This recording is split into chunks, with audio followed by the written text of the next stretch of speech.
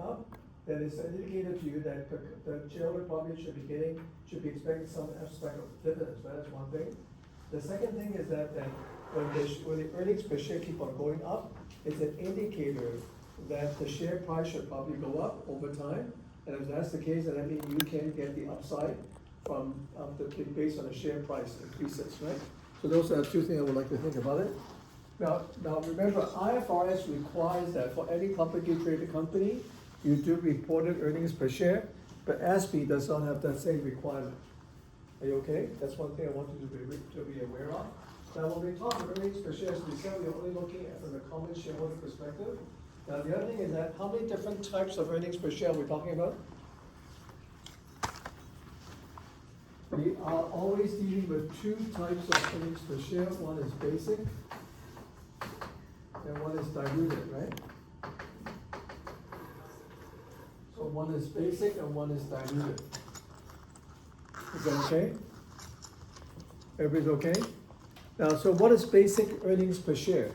Now, I think if you recall from your BO1 or BO2, how do you calculate basic earnings per share?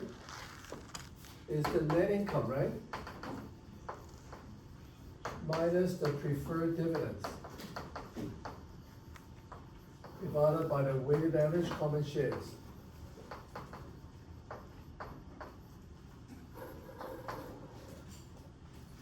Okay, is that the formula?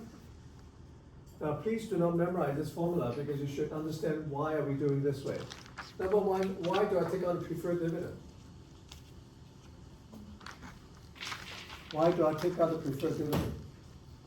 Yes? Because the preferred dividend shareholders get the money first, and not the common shareholders, they get it at last. So we prioritize the preferred shareholders first.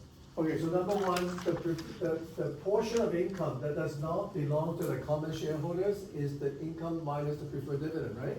Because dividend is a distribution of income, it's a distribution of income, right? That's basically what you do. But then the common shareholders can only be entitled to the portion of the income after the preferred dividends being paid out. Does that make sense? So that's why we have to take on the preferred dividends first, and then divided by the weighted average number of common shares, which I will discuss with you how to do it in a minute. There are two different ways you can do it. It doesn't matter which way. You come up with the same answer. I want to illustrate to you in an example. But then what rule do we need to use if we have preferred dividends? Now, number one, the preferred dividends we talk about here, it has to be preferred dividends that have been declared, number one.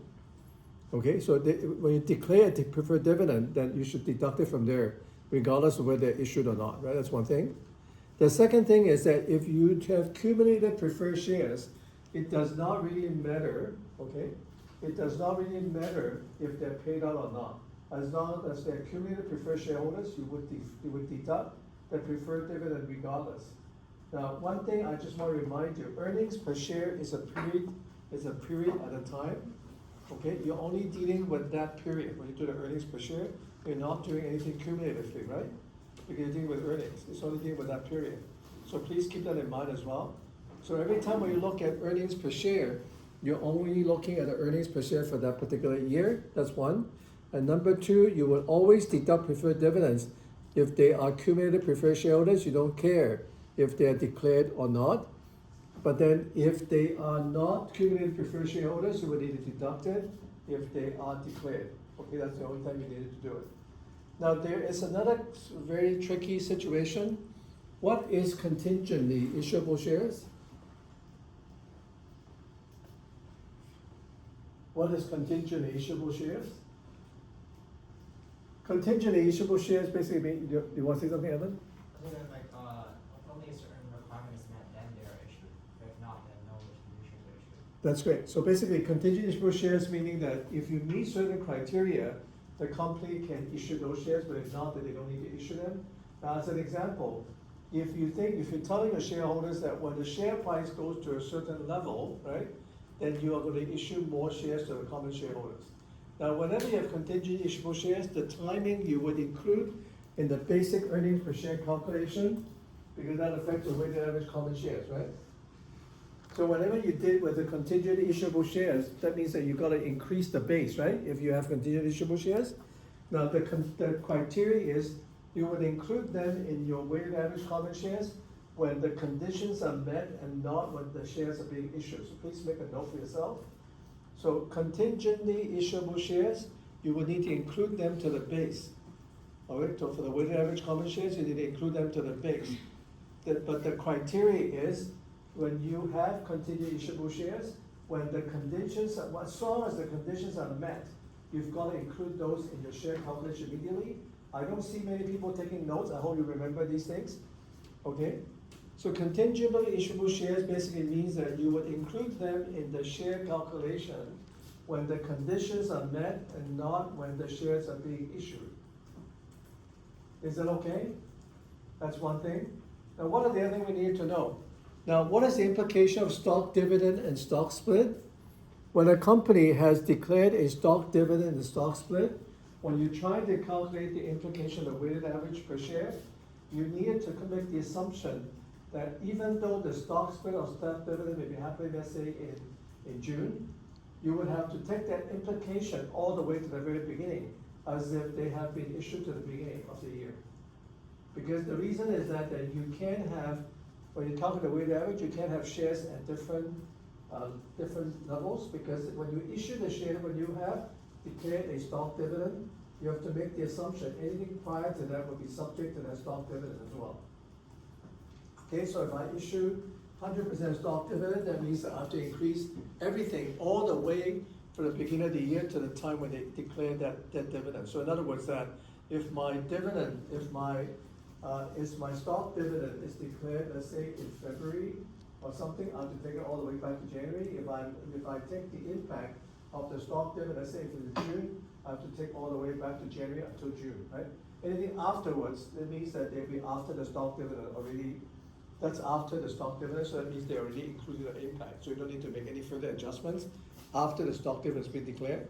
But then before they're declared, then everything has to be adjusted to meet that criteria. Similar to stock split, it's the same thing.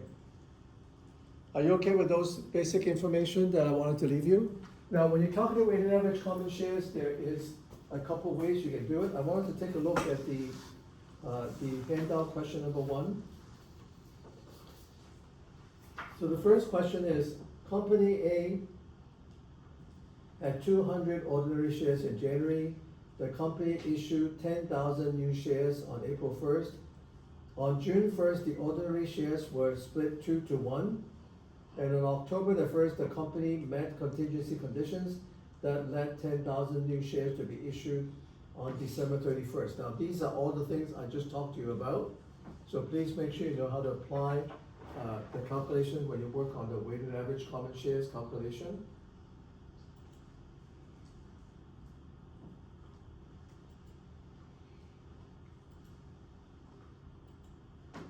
All right, so first of all, I wanted to figure out what the weighted average common shares is, because that's the first thing I wanted to figure out. Now, there's 2 ways you can do it: on a cumulative basis, or you can do it on a standalone basis, in a sense.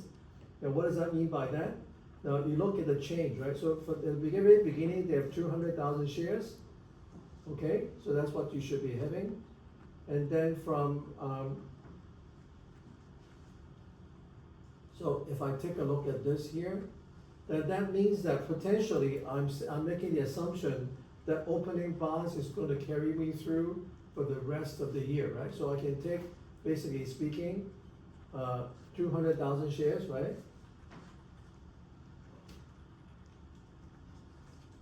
And that would be actually lasting me for the rest of that year, so I'm going to put it here.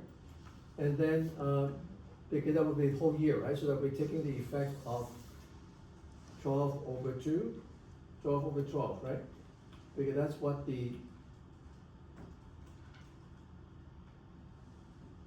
that's covering for the whole year. That's what the weighted average is, right? Then in April, what happened? They said they issued 10,000 new shares for April. That means this portion of the shares, which is 10,000, is going to be available for how many months?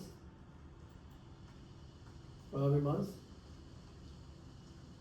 Anybody? Sorry? How long would that be applicable? They issued in April. So from April to the end of the year, how long would they have that? 9 months, right? So you will be taking the weighted average of 9/12. And then why would October first be relevant here? Why would October first be relevant here? Can we take a look at the question? Are you all on that question? So why is October first relevant? Why is it not December first? Why is October first relevant? Because these are the conditions where they were first met, so this is when you have to add those into your weighted average common shares calculation, right? So how many shares did we actually met the conditions? 10,000.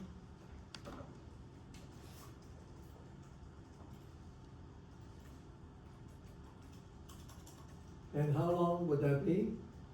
What's the weighted average? How much do I have to weighted average it? Anybody?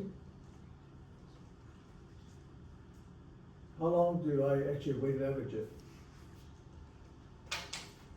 How many months? 3 months, right? October, November, December. I'm missing one thing. The one thing I'm missing? There's a transaction that happened on June first. What is the transaction happening June first? There's a stock split. Now remember, they happened in June first, so what does that mean? Everything before June first has to be changed. That means that I would need to take this multiplied by 2 because I have to make sure that everything is on the same basis, right? As what I needed to talk about it, because everything here includes that June first, so I need to make sure that's multiplied by 2. And then this as well, but this is after, right? This October first is after. Because the stock split is happening from June first until October first, meaning the stock split effect is going from all the way up to, it covers all the period up to until September 30th, right? So that would be anything above this would be actually, we have to multiply that by 2. So in that case, I have $400,000, $400,000 here, and over here, I would have 10,000 divided times 9 divided by 12 times 2, and then this would be 10,000. So I have 417,500 shares. This is my weighted average common shares. Do you understand how to do this calculation? Now please do one thing for me. If I'm giving you a EPS question in the exam, please make sure you do that more correctly because it's not really very, very difficult. Please practice and make sure that you are doing these kind of questions correct. EPS is a fairly critical question. It pops up in your CP exam quite regularly. Okay, so that's one thing I would like you to know. Now another way to do it, now this is kind of cumulative here because I talk about the effect, I'm sorry, this is kind of standalone because I look at each transaction separately. But then the next one, I'm going to combine them. So we take a look at, in April 1st, they have issued 10,000 shares. So that means that from Jan to March 21st, I have 200,000 shares. And that will be taking me up from for 3 months, right? Then I think and then from April 1st to May 31st, I actually have 210,000 shares cumulatively. And that would be actually taking me up from April 1st to May 31st, which is April and May. That's 2 months. And then from June 1st to September 30th, this is where the stock split actually happened. So actually I have 420,000, right, in this particular case. Because everything here I would be multiplied by 2. And then in the last one here, I have 400, this would actually cover me how many months? This would cover me actually from June 1st to September 30th, June, July, August, and September, so that's 4 over 12. And then the final thing is we have 430,000 because the contingent issuable shares is issued on it met the condition on October 1st. So you gotta add 10,000, but that's after the stock split. So you can actually keep it in that level. And then that would be based on basically October, December 3 over 12. So we take a look at the calculation here.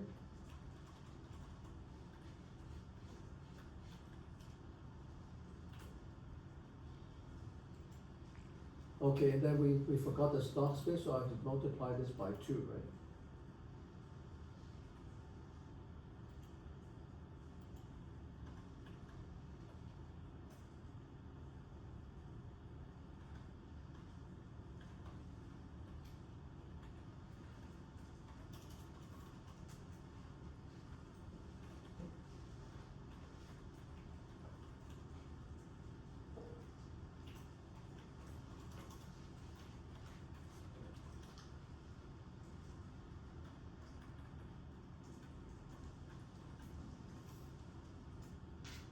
okay, and I have the same number. So either way in the exam, you can do it either way, whichever way you feel comfortable. Do you understand the concept of both ways of calculating your weighted average common shares?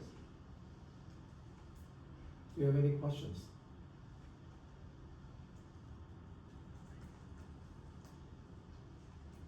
Okay, so then, the basic earnings per share then, they want to calculate, they tell you that the earnings, for the earnings per share is around 300,000, and they declared actually $25,000 worth of dividends. So you would take 300,000 minus the preferred dividend of 25,000, divided by 417,500, and you would get 65 cents, pretty much 66 cents, right, in this case. Now, for a question like this, I highly recommend you do 4 decimal points, just to give you a little bit more precise in the number that you're going to be working with. So this is my basic earnings per share. Is everybody okay? Do you have any questions?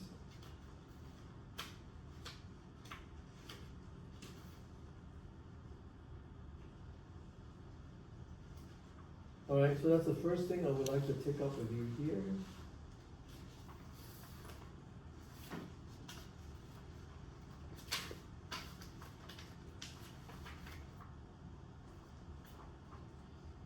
All right, the next thing I would like to talk to you about is the diluted earnings per share calculation.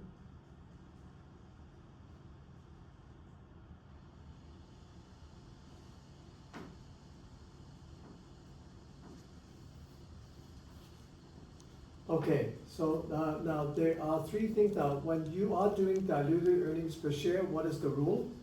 Now, what do you mean by diluted earnings per share? That means that any instruments that are out there that has a potential to be diluting the earnings per, now diluting means is that higher or lower than my basic earnings per share?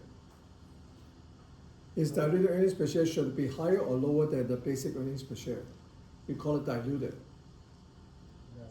It's less, right? So that means the diluted earnings per share has to be less. So when you look at the transaction that could potentially dilute the earnings per share, you have to make sure that the transaction is going to lower the EPS. If any transaction that you look into is in fact going to increase your EPS, then this would not be included in the diluted earnings per share calculation. So that's one thing you need to keep that in mind. Because dilution meaning that whatever transaction you're working on will continue to dilute, right, the earnings per share as they go. Is that okay? So that's one thing I would like you to think about it. Now, what I'm saying to you, so what will I include when you look at a diluted earnings per share? You have to take a look at any instruments out there that are potentially, that there are potentials that you can actually, by adding those instruments into the calculation, they can actually dilute your earnings per share. Now, what are the instruments that can help you dilute? Now, first of all, you need to figure out which instruments is going to possibly give you more shares, right? When you're adding more shares to the base, it's going to dilute the earnings per share, right? That's one thing you need to think about it. So what are the transactions that potentially, that are out there that potentially can actually dilute your earnings per share? What type of transaction are we talking about? There are only 3 types. What are the 3 types? Yeah. Can the company like issue shares? The shares, if issuing shares, it doesn't affect your dilution because that's just basically a basic earnings per share will be already included in it. The reason you call it diluted is because there are instruments out there. These instruments can potentially give you more conversion, and by converting them, then you will be able to, that's the same thing as issuing more shares, right? But the shares have not been issued yet.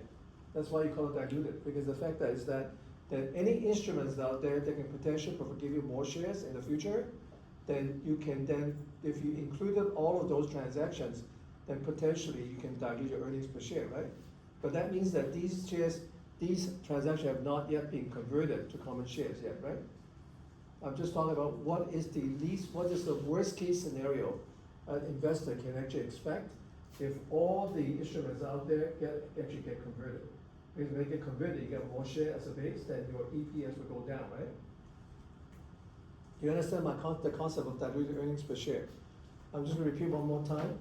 Diluted earnings per share is basically saying that if all the instruments that are available in the market today if you would have converted all these instruments into common shares, then basically speaking, that means you have a much larger base of number of shares.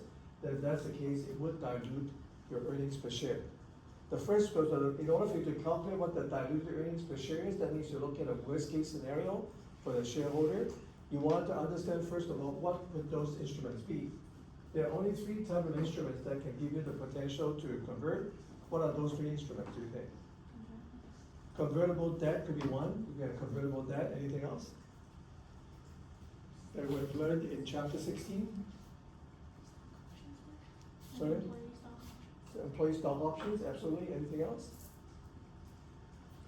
Convertible debt, employee stock options, and convertible preferred shares as well, right? These are all possibilities that you can actually potentially convert. Now, how do you do diluted earnings per share? You have to figure out what transactions is going to help, it's going to force you to dilute. That's number one. For each of those transactions, you have to look at a dilution impact individually. Okay? Then you have to rank them to see which one is the most dilutive and which one's the least dilutive. Why do I need to do this? Because then I have to take the most dilutive one. I started with that one. I would then add it back to basic earnings per share one by one to see what the dilution impact is. So technically speaking, if you go by that sequence, you will see that your EPS just continues to go down. Now, there could be situations where when you work on transaction by transaction, they're telling you they're diluted, but when you add everything up together, they can become NT-diluted, right? Then you don't, then if that's the case, then you stop at where the NT-diluted happens, you stop it before, because that's where your big diluted earnings per share would be. So I'm gonna go through some example with you to illustrate the point. But make sure the steps you know, right? Number one, you needed to make sure that you needed to look at each of the transactions that could potentially have a dilution impact. You look at each one of them separately, and for each one of them, you need to calculate what is the dilution impact, okay? Then you need to rank them to see which one is the most dilutive to the one that are least dilutive, and then you need to add each of the transactions separately to the basic EPS calculation until the point that you have reached to all the dilution, right, for all the transactions. At a point in time, if the transaction becomes anti-dilutive, you don't include that transaction, right? You just start with the one previous to that. Okay, so now, normally speaking, we did talk about stock options, convertible debt, and convertible preferred shares. Now, usually stock option is always the most dilutive. Why is that the case? Because when you are including stock options, there's no impact to the income. The only impact is just the shares. Because you're only adding the shares that will be the most dilutive all the time, right? When you're dealing with convertible debt and convertible preferred shares, chances are there could be something that of that transaction that will also affect the income. Then if that's the case, they may not necessarily be the most dilutive. But similarly, contingently issuable shares, right, could also be the one that could be the most dilutive, because you would have included, right, the dilution. You would have included the one after they get back the conditions. You would have included those in a common share calculation. But the one prior to that, you haven't, right? Now, the other thing you need to think about is that when we talk about the dilution impact, our assumption is that what if everything gets converted at the beginning of the year? That's the assumption you always make. So for every one of them, you have to look at a dilution impact based on the condition that if you would have converted everything from the beginning of the year. Please jot this down as well, because many students get confused. When you're looking at dilution, you have to make the assumption you are taking that dilution to the beginning of the year. You're making the assumption that everything gets converted at the beginning of the year. For stock option and everything, and you want to figure out what that implication is. So in the case of contingently issuable shares, you have met the condition at some point in time during the year. But after you met the condition, you would have included that portion into your basic earnings per share calculation. But don't forget, like in the example we just talked about previously, because that condition is met on October 1st, but you still have not met the condition of Jan 1st to September 30th, right? That Jan 1st to September 30th, you have to include it in your diluted earnings per share, because we said, what if all the shares are converted at the beginning of the year? So you're saying that even for that contingently issuable shares, what if I get out of condition at the beginning of the year? So in the diluted earnings per share, you still have to include 9 months of that potential conversion into your diluted earnings per share calculation. Okay, I'm gonna talk to you about this in handout question number 2, because that's a more complex question. But let's just do a simple one first.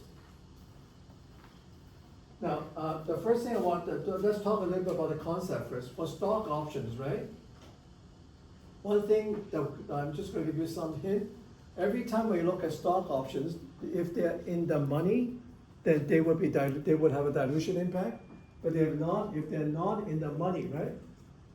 If they're not in the money, then they would be anti-dilutive. So you don't need to worry even about it. If you think that, if you look at question, if they're in the money, then you will need to do the calculation and figure out what the impact is.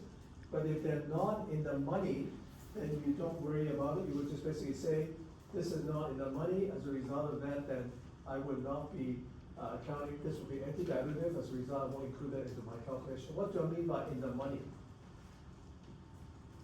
What do I mean by stock options in the money? Yeah. When they vest, the stock price is higher than what they would buy. When they're ready to exercise, the stock price is higher than what the exercise price is, then that would be in the money, right? But just remember, every time we're in the money, you need to do the calculation. Now, how do I do it? Let's take an example here. So if my exercise price is $20 and current market price is 25, am I in the money? Is this in the money? Yes. That's in the money, right? So in that case, you need to do the calculation. Now, I'm going to do the long way first to explain to you what the logic is, okay? This is what they call the, I think they call it the treasury method.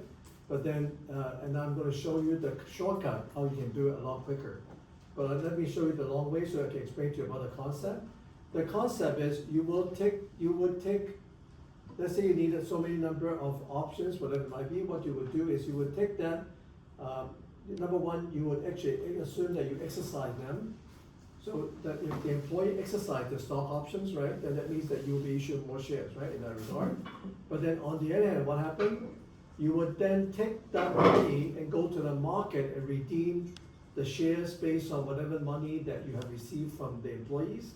In this case, then that means that you can only recover part of that share, so there are a lot of incremental shares you have to issue. What happened is that then, because the money you're receiving is not big enough to get enough shares for you to issue to those people, so at the end of the day, the company will still have to issue some incremental shares. Do you understand what I'm trying to say? So first the thing, let's take an example here. So in this case, if I would have exercised the 100,000 stock option I'm looking at, if my exercise price is $20, how much money would I receive if the employees exercise them? It's it's 100,000 times $20, that will give you $2 million, right? If I actually go out there and redeem the shares based on the market price, how many shares will I be able to redeem? I take 2 million divided by 25, right? I'm only able to redeem 80,000 shares. That means incrementally, I still have to issue 20,000 shares to meet this commitment. So when you look at the dilution, it's only based on this 20,000 shares, because the rest of them you can recover from the market. Are you okay? So when you do stock option, that's what you need to do. Do you understand the concept? Do you understand the concept? The concept is that when somebody exercised it, you would then take the exercise value, whatever the value they paid you would take that amount and then you would go to the market and redeem it based on the current market price. So you redeem certain amount of shares from the market. So this portion is covered by the market, but then in that case, you're still short by 20,000 shares. That 20,000 shares, that means you now have to issue them, right? Then that would be your incremental shares you have to issue, and that would have a dilution impact to you, because you're adding 20,000 shares to your EPS calculation. Do you understand the concept? Are you okay? Do you have any questions? So this is the long way of explaining to you what has happened. Now the shortcut is, you can take a look at the change in the price. In this case, it's in the money. You're actually having a $5 difference. You divided that by the market price and then multiply by the number of stock options. In this case, if 5 over 25 is 20%, multiplied by 100,000, you will still get the 20,000 incremental shares that you need to issue. So you will get the same thing. This is the way I would suggest you do in the exam, because that's the easiest way, but this is the way to explain to you what has happened. Do you understand what I'm doing here? Everybody's okay? So this now, remember, every time when you deal with the stock options or contingently issuable shares, these are usually the most dilutive, right? So this will always be ranked number one. This will always be the most dilutive because they don't have any impact on the income. Now, when you look at convertible bond, there's two things you need to ask yourself. Number one is convertible bond, if they are all converted to the beginning of the year, what is the one thing you're gonna save? That you don't have to issue anymore? When you have bonds, what do you have to issue on a regular basis? Interest, right? So you can save the interest, because if you convert it up in the beginning of the year, then you don't have to pay any more interest.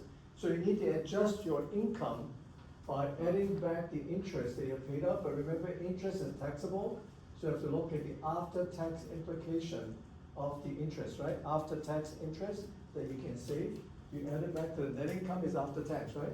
So that's why you have to do the after-tax after-tax saving on the interest, and then you need to divide it by the common shares that can be converted to whatever the amount that you can convert to common shares. Then you can figure out if that EPS is higher or lower than the basic EPS. If that's lower, is it diluted? If based on this transaction, this gives you a number that's lower than the basic EPS, is it diluted?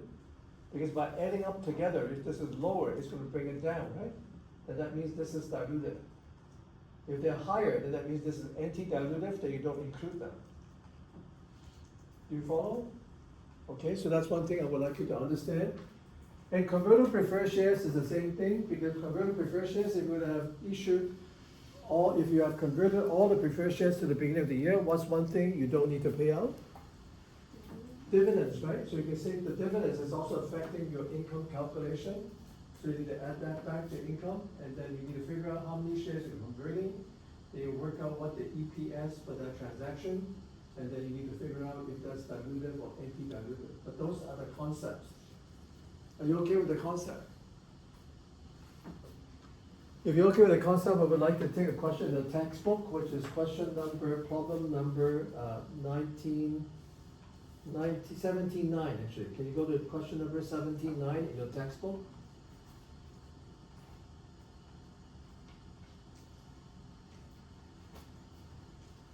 Can we take a look at problem 17.9 in your textbook, please?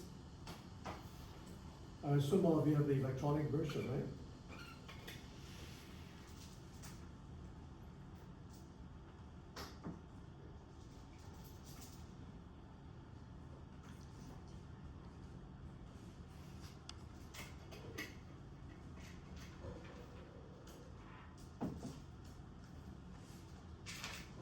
So in this case, they have given you the long-term debt. The long-term debt, they said, is notes payable, which is 10%. They give you 4% convertible bonds and 6% convertible bonds payable. They have two convertible bonds here. One is 4%, one is 6%.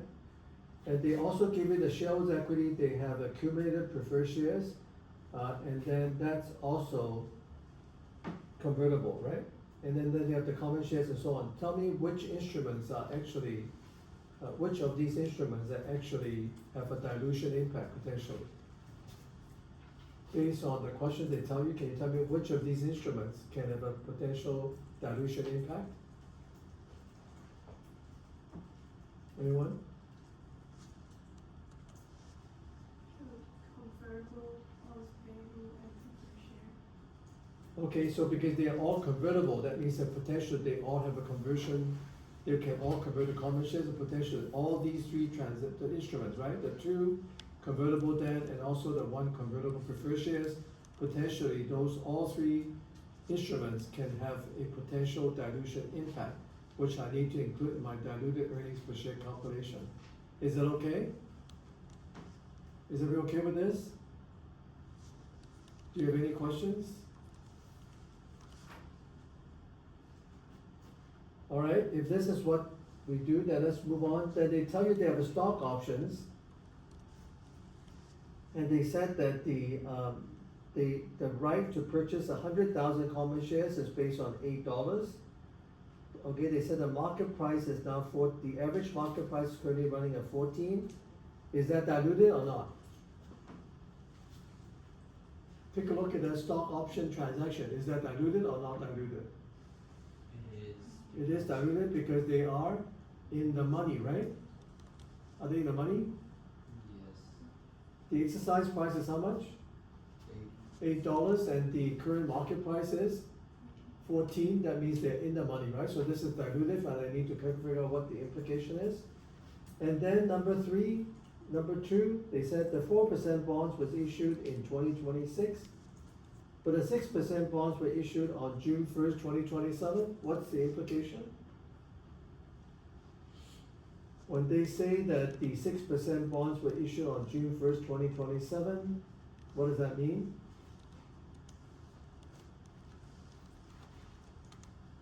What does that mean? That means that you do have to weighted average the impact, right? Because they only have it for how long, the instrument? Which year am I now? Which year am I in now?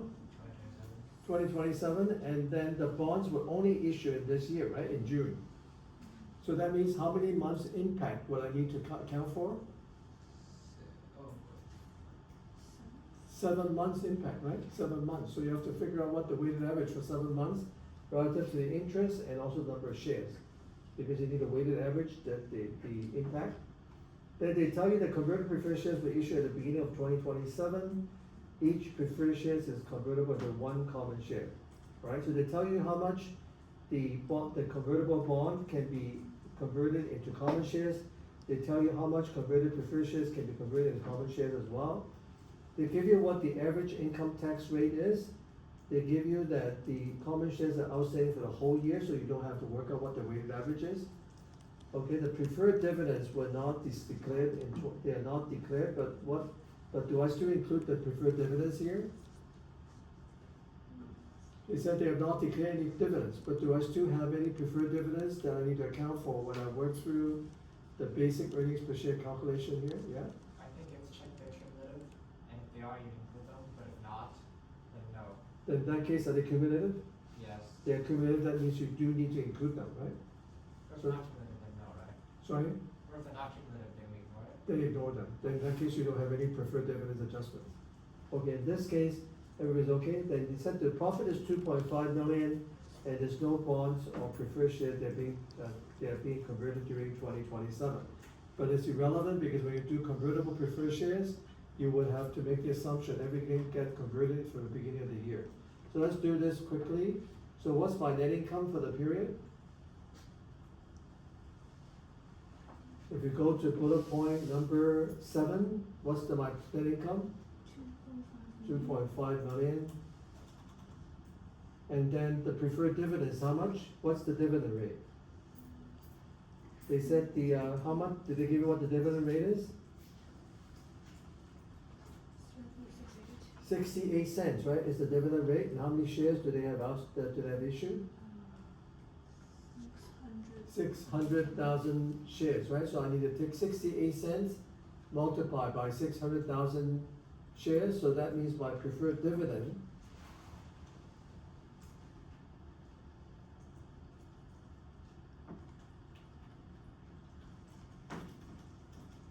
is that okay? So that means my basic EPS is based on a net income of $2,092,000, and they have 3 million shares, which is given to you. Actually, in the financial statement they provided you earlier, they have 3 million common shares that are outstanding, but they have not issued any other shares during the year. That's what they tell you in the question as well. So that means my basic EPS is 69 cents, right, or roughly 70 cents in this case. Are you okay with the basic EPS calculation? It's relatively straightforward for this one. Now let's go through each of the instrument, right? That's actually potentially dilutive. We said that the stock option is actually dilutive because it's in the money.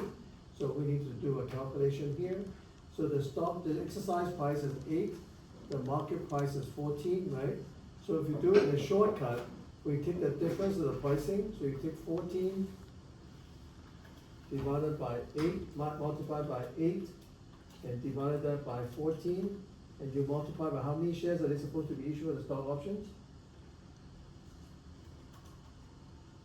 How many options are they supposed to be issued?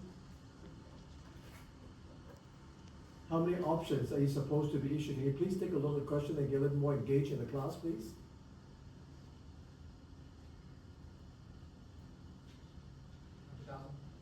$100,000.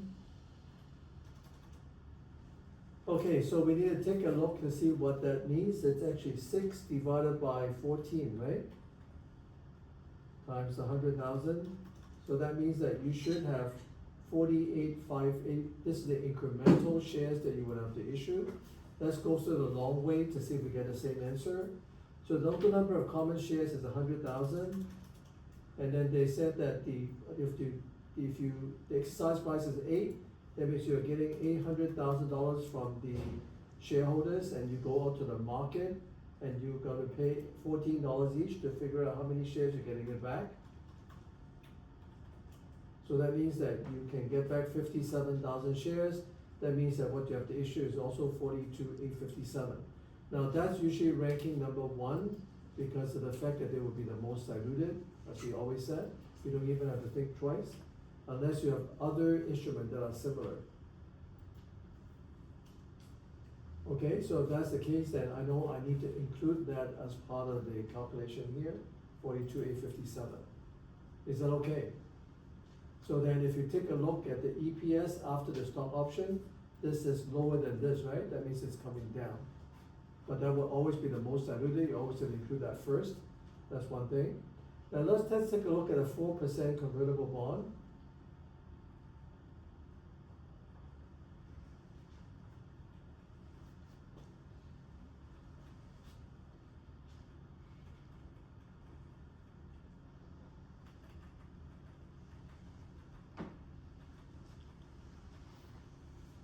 So for the 4% convertible bond, what is my interest rate? They said it's 2 million, right? So you take 2 million, what's the after-tax interest? I would take 2 million times 4%, right? And what's the tax rate? 25%. I need to do it after tax, so that means the income I can get it back is basically based on 75%. So that's the income. I can add it back to the calculation because I don't need, if I converted everything to the beginning of the year, I don't have to pay any more interest.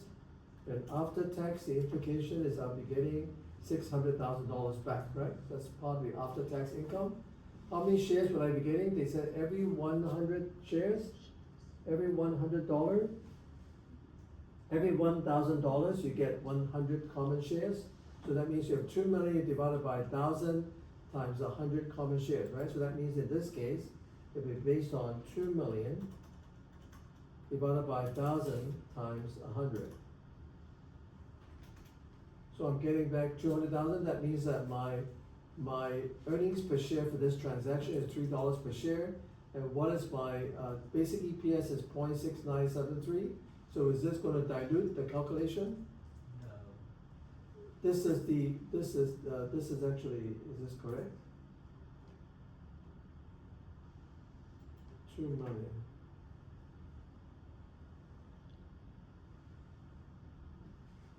Let me see here. I think I may have one more zero.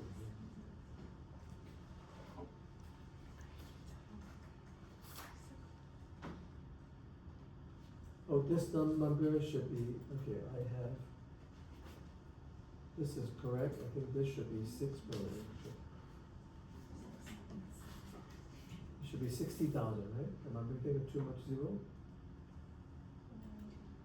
1, 2, 3. I put in too much zero. I put in 20 million instead of 2 million. Is that okay? So that means that this should be, is that diluted or not diluted? This would be diluted, right? I don't know what the ranking is. I have to figure out all the other ones before I can rank them now. Okay, so for the 6% is the same thing, except that they only issued them in July 1st, so you have to make sure you have the weighted average. That's why I have to multiply the calculation by 7/12. Now, if the interest rate is 6% after tax, so that they have 3 million times 6% times 75%, right? And then I need to take times 7 divided by 12. So I should have 78,750 as my income that I can save on the interest. every $1,000 bond, they get 100 common shares, so you can take basically 3 million divided by 1,000 times 100 times 7 over 12, right? So this is, so I'm actually going to 45 cents, so is that diluted? When I still dilute the earning, my earnings per share? I have a question, why did you put 7/12 in the CSO converted? Because the fact that they only get it for in July first, you have to weight the average the impact based on the weighting you have for that year. They only have it after July, you don't have the full year. Yeah. Okay, so let's take a look at convertible preferred shares. Now we know that the preferred dividend is 408 because I included it here. And that's one thing I don't need to pay out anymore. So that's the number I can save. And then a common share, they said every single common shares, preferred shares, you convert the common shares is 1-to-1, right? That's what they tell you. So basically, if you take a look at it, they do have, how many common shares do they have here? They have 600,000 preferred shares, so that we convert to 600,000 common shares. So basically speaking, it will give you 68 cents. This is still diluted. So if you really rank them, this would be number 2, number 3, and number 4. You go for the most diluted, which is this one here. This is the second most diluted, third most diluted, and the last most diluted. Is it okay? Then we need to add that back one at a time. So if this is the 60,000 you're gonna save on the interest, 200,000 shares, let's add it back here. 60,000 shares and $200,000. I'm sorry, 60,000 shares and $60,000 and 200,000 shares. So this would bring you back down to 60.6636, right? That's what we have. And then for the 6% convertible bonds, I'm saving 78,750 on the interest, and then the number of shares I have 175,000. So this would give me the earnings per share down to 66.36. But then when you add back the convertible preferred shares, then you are actually getting 408 to 600. You're actually going to bring it, in this case, is that diluted? Is the number diluted? This is becoming NT-diluted, right? Because this is actually higher than this number. So you don't include this number as your NT-diluted earnings per share. So you would keep the NT-diluted earnings per share at 65 cents. That's what you have. So I'm going to just summarize it. My basic earnings per share is 0.6973. My diluted earnings per share is 0.6527. Because I don't include the last one, because that one is going to make me NT-dilutive. Do you understand the calculation? Do you have any questions? Do you want to take a look at it again, just to make sure you know what we're doing here?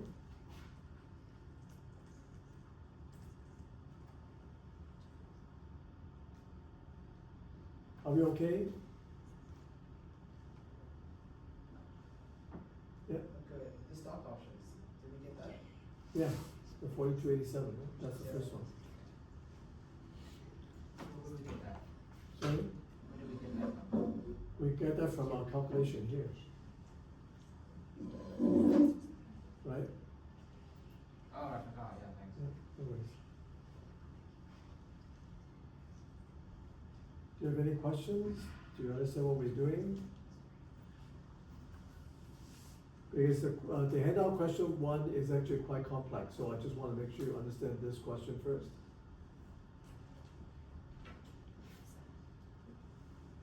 Are you okay?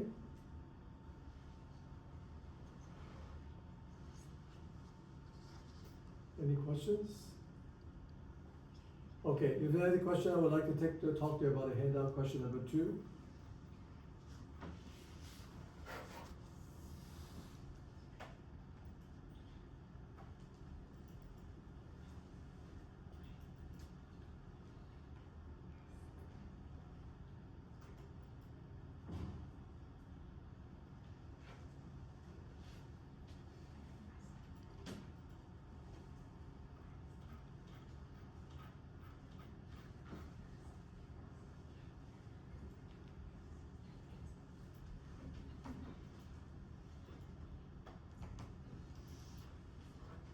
Okay, so let's take a look at the other question now.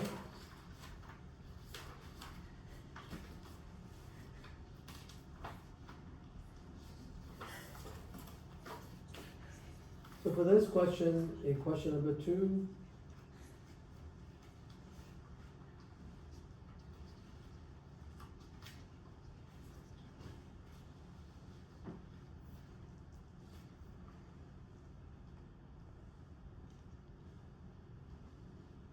okay, so what they said is Ice King Products Incorporated reported after-tax profit of 6.5 million. Now, take a look at the timing because it's a very tricky question. So they tell you that at the end of that year, they have after-tax profit of 6.5 million in 2025. The capital structure at December 31st, 2025. So they tell you what they have at the end of that year. So they give you the bonds payable, and then they also have 2 bonds payable. Which one is relevant in our EPS calculation? The second one, because they're convertible, right? You only look at ones that are convertible, or you look at stock options, you look at contingent issuable shares. Those are the ones you would look at. The shareholders' equity, they have preferred shares. Is that convertible? They are. And they have 2 different convertible preferred shares that you need to account for. And they tell you the common shares outstanding at the end of the year is 1.5 million. Then they have 2 stock options, right? And then they give you what the exercise price is.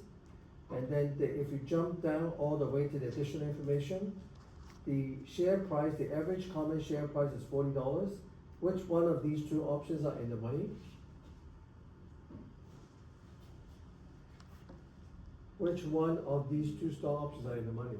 Yeah, only the first one, right? Because the first one is in the money, the second one is not. Then you don't need to worry about the second one in the exam. It will just indicate that this stock option is not in the money and they're anti-dilutive, so you don't include them, right? That's all you have to do. Alright, so in transaction during 2025, they said they have issued 400,000 shares, and this is coming from the exercising of the conversion of the 4.5 million preferred shares. And then on December 1st, they have 100,000 common shares they issue for cash. They give you the average common share price for the year. They give you the tax rate, but they're paying quarterly dividends as well. Is everybody okay? So the first thing I would like you to do is to figure out, first of all, what is my weighted average common shares, but let's do a bit of reconciliation. Now, at the end of the year, what is my ending common shares that we have?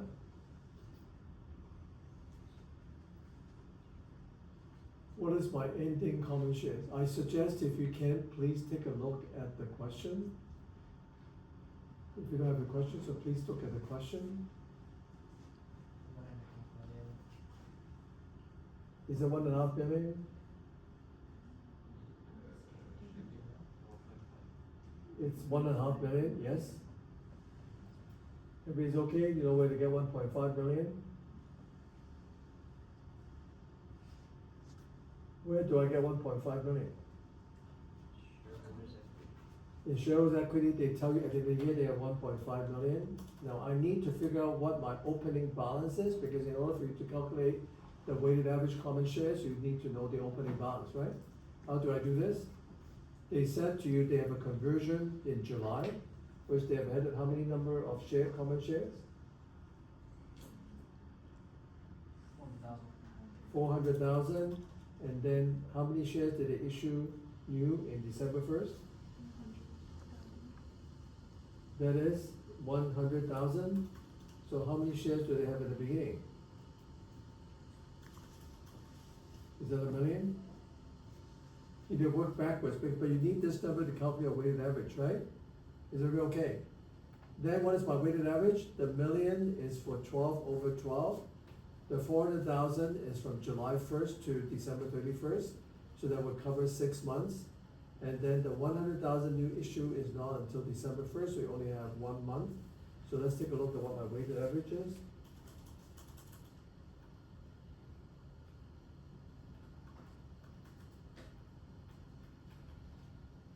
And then this is 100,000. So you have 1.3 million. Did I do it right?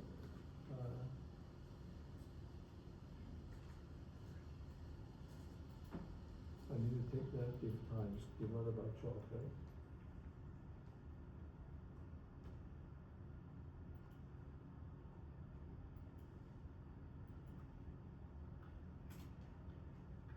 So this is the weighted average common shares that I have, so in order for me to calculate the weighted average, in order for me to do the basic EPS calculation.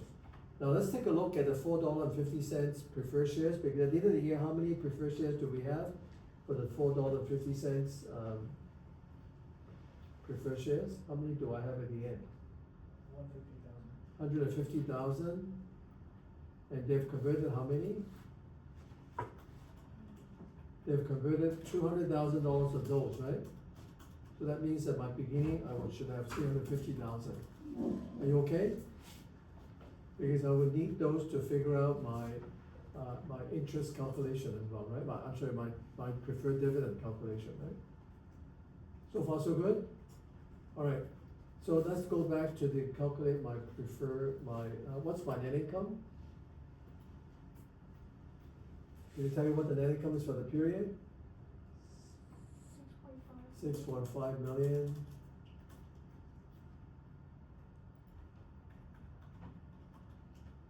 Okay, and then I need to figure out what my preferred dividend, the dividend is paid quarterly, right? Every quarter, and how much is the quarterly payment? It's $4.50 per year, right? So that means each quarter is, you have to take $4.50 divided by 2. I think the first one is the one they have converted, is that right? So that means that you have 6 months that you have actually 400, and you have 6 months that you actually have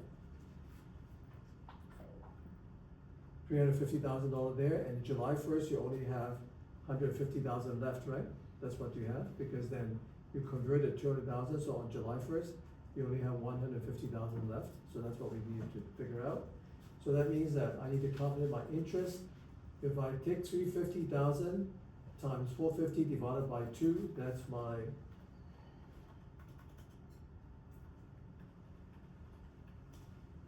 and then the next one I have is based on 150,000.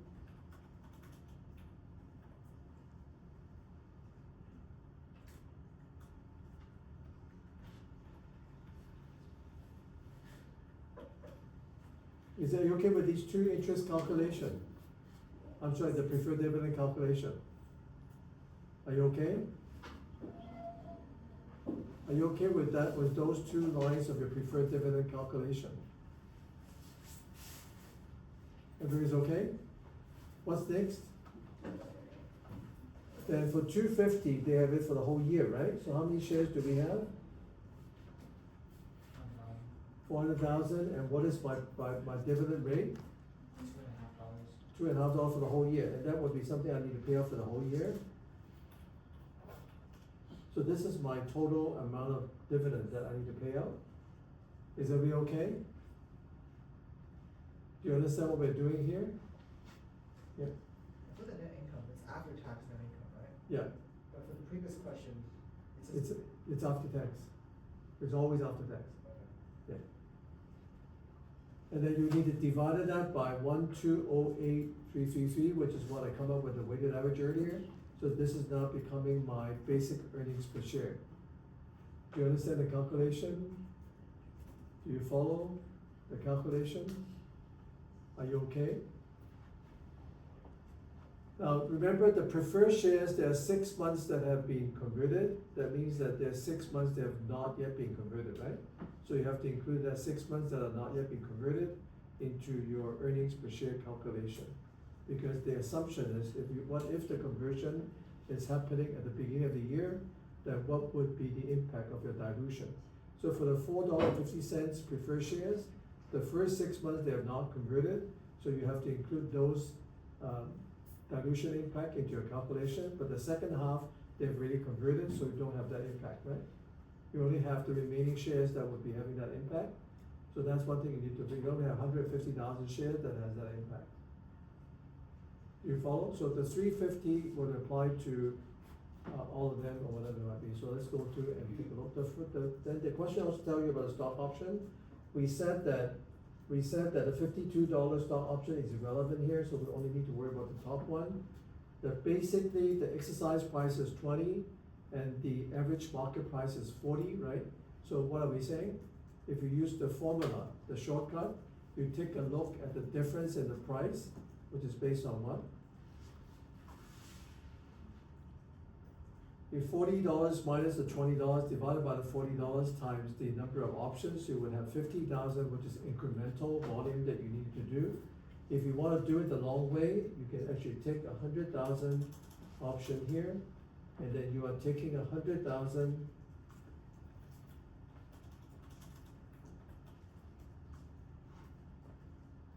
so the amount of money that you can actually get it back is based on $2 million, and then you take 2 million and you go to the market and acquire the number of shares, you get 50,000 back. That means incrementally, you're short by 50,000, right?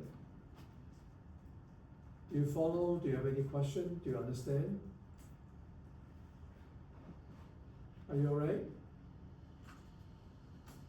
Okay, so that's what we give, now those are always the most diluted. Then I'm gonna come and the option 2, we said that this is not in the money, and this means that this is anti-dilutive, so I don't need to do it in the exam. If I have one instrument like this, you still have to qualify it, so people know that this does not have to be included, so please don't take it for granted. Is that okay? All right, then we need to take a look at the $4.50 shares. We know that the total dividend is 1125, whatever. Now, what would be the number of shares that needs to be converted? We said that there is 150,000, which is actually basically, that has not been converted for the last 2 months, right? That's what we have. Is that okay? You have 150,000 for 2 of the quarters that you have not been converted. But then what happened to the other 200,000 that have been converted? That means you have 6 months of this that you have to, this is for the whole year, right? The 150 is not converted for the whole year, but the 200,000 is converted halfway through. So you still have to include the first 6 months in the diluted earnings per share calculation. Does everyone understand what I'm doing here? Do you understand what we're doing here?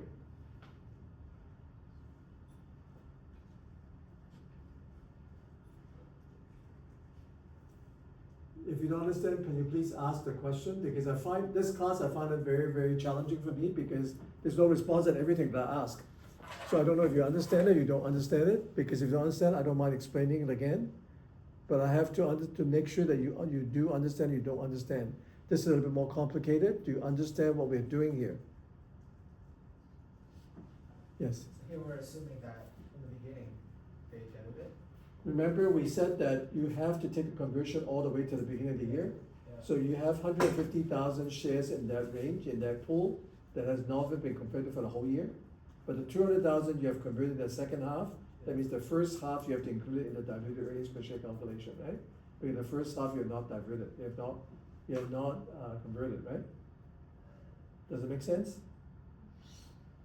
The 200,000 is only converted in July 1st, so that means they have not converted from Jan to June.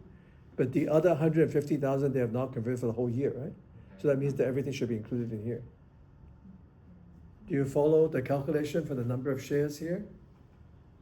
Okay, so assume you do. And in that case, that will give you 300,000, and that will give you 200,000 times 2 divided by 2. So that means you have 500,000, so this means that am I diluted or anti-diluted? I'm diluted, right? So I need to figure out the ranking in a minute. Then for the 250, nothing has been converted, so the whole thing will be subject to the conversion. I know earlier that I have $1 million worth of dividend, this is what the dividends that I've issued earlier. Now, if I convert at the beginning of the year, I don't need to pay out that $1 million in the dividend, so that means this is what I can save. And then they said it's 1-to-1 conversion, so I have 400,000 preferred shares, that means I can convert to 400,000 common shares as well. So that means that my rate is 250, and this would give me my basic earnings per se of 3.6207. That means I'm also diluted, right? Which one of these two is more diluted? Which one of these two is more diluted? Is it 225 more dilutive or 250 more dilutive? Which one is lower? That means 225 is more dilutive, right? That's how you figure out which is more diluted, so this is actually the ahead of this. What happened to my convertible bonds? Well, how much interest do I save? If you take a look at the bonds, you are talking about 10 millions, and it's based on 9%, so you are saving a million times 9%, and the tax interest rate is 25%, so I'm taking 10 million times 9% times 75%, right? So you got 675,000 you can save on the interest, and the number of shares you can convert. They said every $100 for convertible bonds, which what they tell you in the calculation, you are convertible to 2 shares per $100, so you divide it by 100 times 2. So you take a 10 million.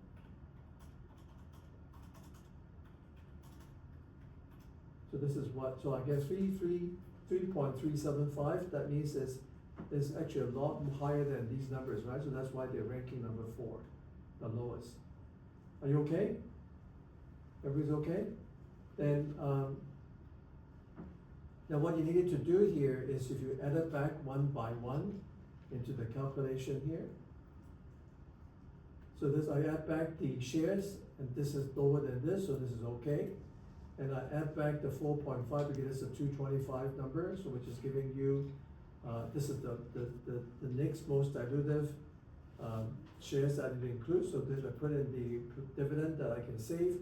I put back the number of shares that actually will be converted, and this number is actually lower than this number. So that means this is continuing to dilute.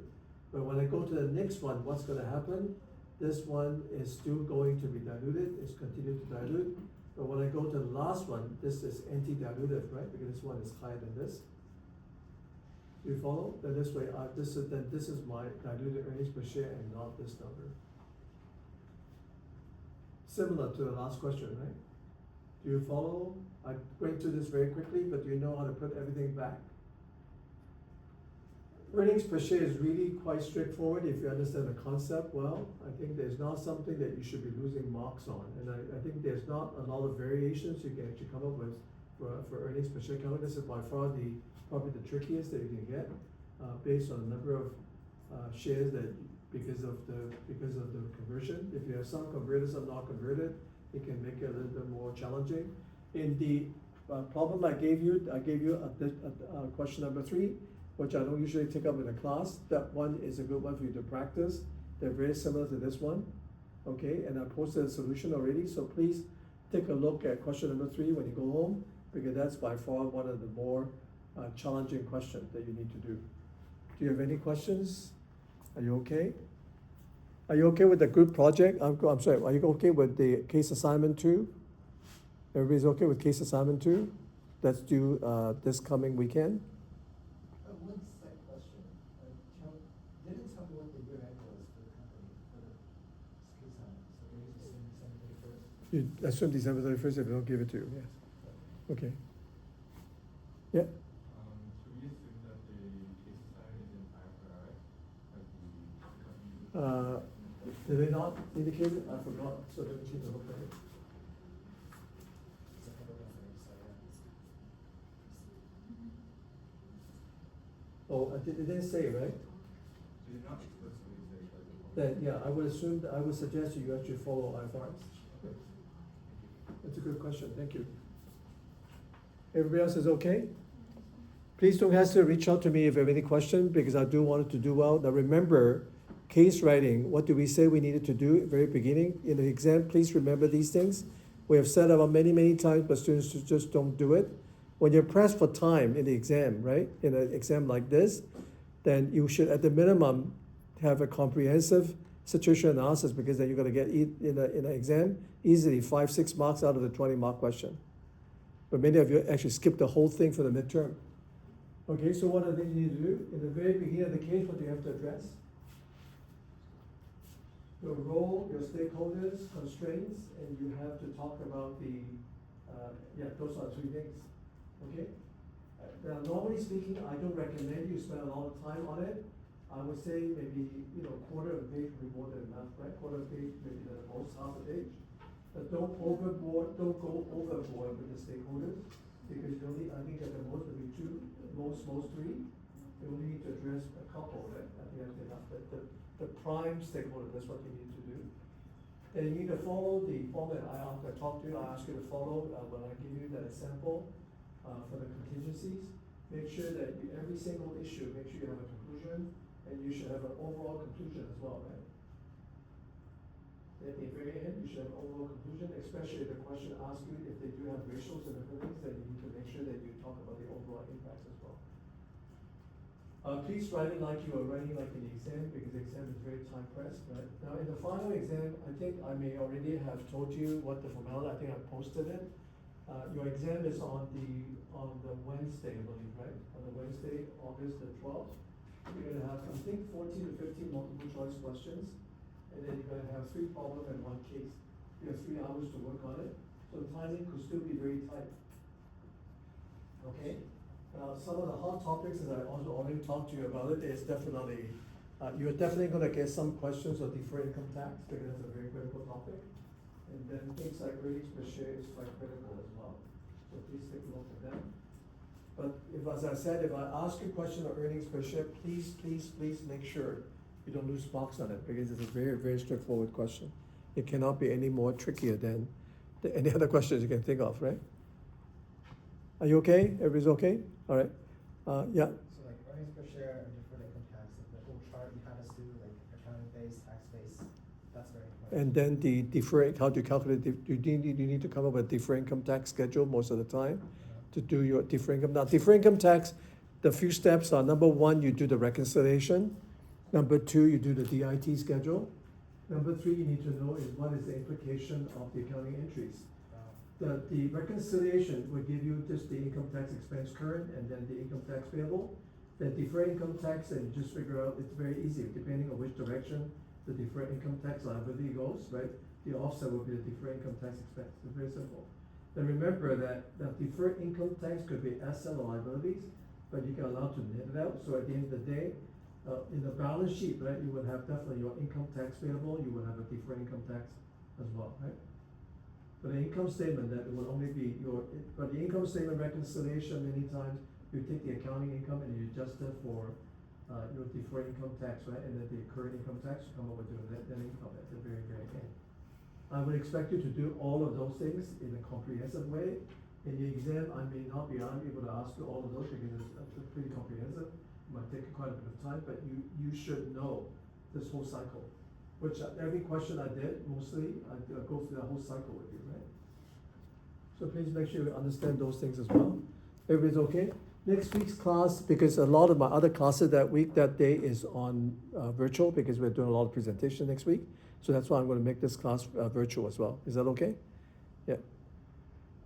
So hopefully, if for those of you who are just coming for this class and you don't have to come in, then I guess you can just talk, we can just do it leisurely at home. Okay? Anyway, have a wonderful week. I'll see you all next week then.